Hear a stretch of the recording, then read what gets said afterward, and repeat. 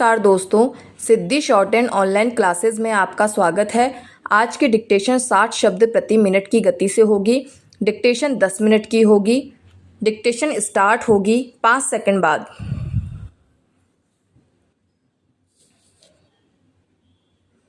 Start.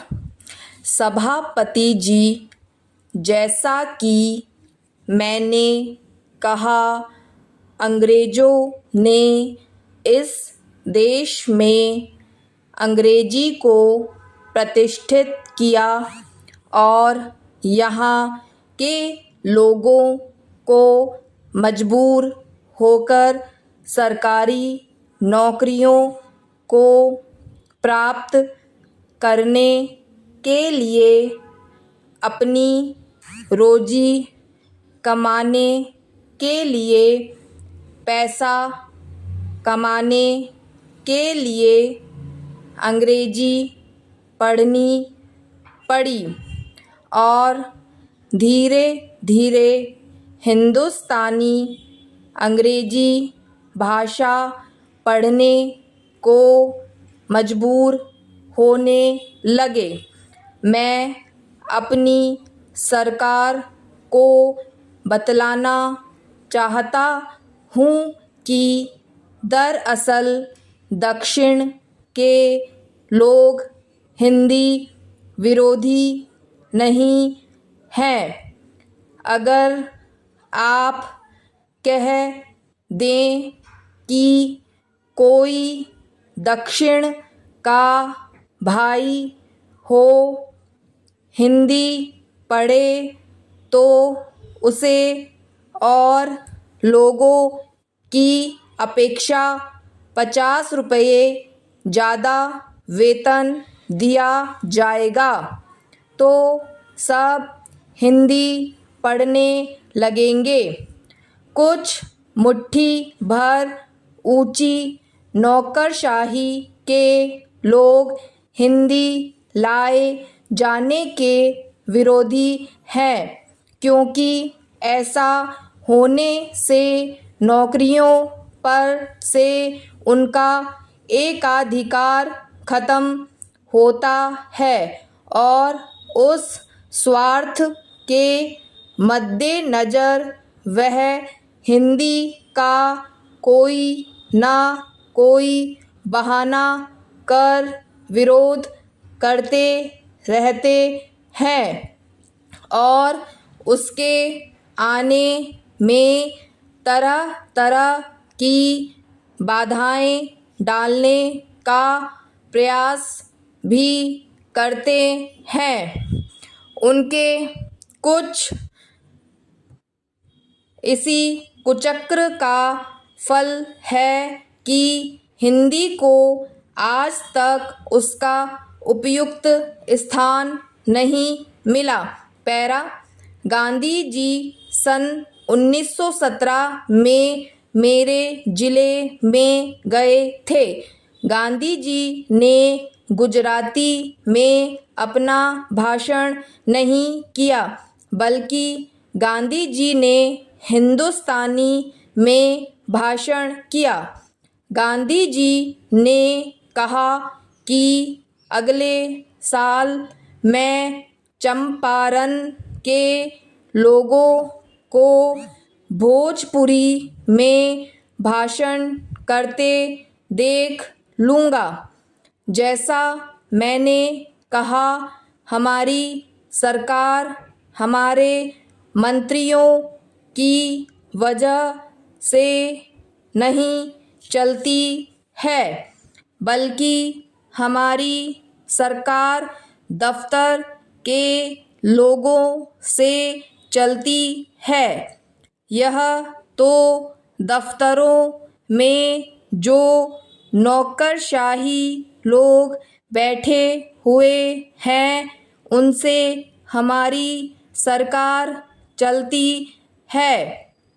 आज हकीकत यह है कि थोड़े से ऊपरी सर्विस वाले और थोड़े से हिंदुस्तान के लोग चाहते हैं कि हिंदुस्तान का राज अंग्रेजी भाषा के द्वारा चलाएं।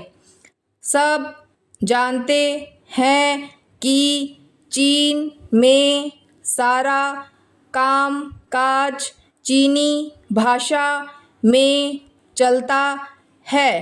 पैरा श्रीमन सभी भारतीय भाषाओं को एक दूसरे के निकट लाने के लिए देवनागरी लिपि को अगर सामान्य माध्यम बना लिया जाए तो अत्यंत उपयुक्त होगा।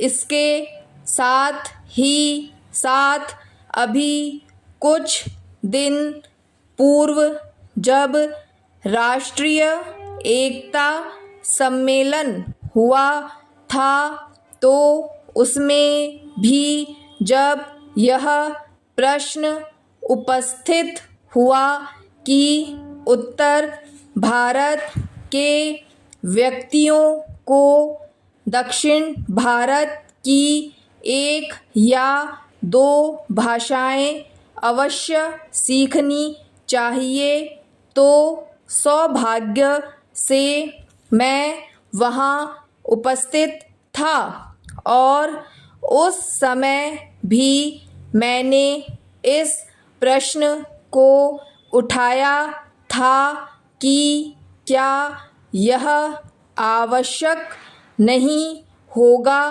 कि जब किसी दूसरी भाषा को सीखा जाए तो लिपि की दीवार बीच में कायम रखी जाए। अगर यह लिपि की दीवार बीच में न रहे तो कम से कम यह लिपि की तो कठिनाई हट जाए और दूसरी भाषाओं के वास्ते भी देवनागरी लिपि हो जाए। उस समय जो अन्य भाषा भाषी थे उन्होंने इस सुझाव को बड़ी प्रसन्नता के साथ स्वीकार कर लिया और मुझे इस बात को कहते हुए प्रसन्नता है कि इस विधेयक में भी इस बात को सम्मान दिया गया है। लेकिन जो एक भय इसके साथ मुझे प्रतीत हो रहा है वह यह है कि इसमें अंकों के संबंध में किसी प्रकार का कोई विशेष संकेत नहीं दिया गया है। इस भय शब्द का प्रयोग जानबूझकर मैंने यहाँ किया क्योंकि अभी कुछ दिन पूर्व समाचार पत्रों में मैंने यह पढ़ा था कि नागरी प्रचारिणी सभा की ओर से एक हिंदी कोश प्रकाशित हुआ है। इस कोश की सहायता के लिए भी भारत के शिक्षा मंत्रालय से कुछ अनुदान दिया जाना था। अब नागरी प्रचारिणी सभा की अब तक ऐसी परंपरा रही है। उस आधार पर इस कोश में जो अंक थे वह भारतीय अंक थे, लेकिन उन्होंने कहा कि भविष्य में सभी प्रकार की पुस्तकों में अंतर्राष्ट्रीय अंकों का प्रयोग होना चाहिए। समाप्त। तो दोस्तों ये थी 60 शब्द प्रति मिनट की गति से डिक्टेशन। इस डिक्टेशन को आप 1 से अधिक बार लिखें, अधिकतम आप 3 बार लिखें और फिर उसका अनुवाद करें तो आपको अपनी आशुलिपि गति में अपने आप थोड़ी बढ़ोतरी महसूस होगी। वीडियो अगर आपको अच्छी लगे तो इसको लाइक ज़रूर करें और चैनल को सब्सक्राइब करें ताकि आपको मैं और भी अधिक वीडियो उपलब्ध करा सकूं। थैंक यू दोस्तों।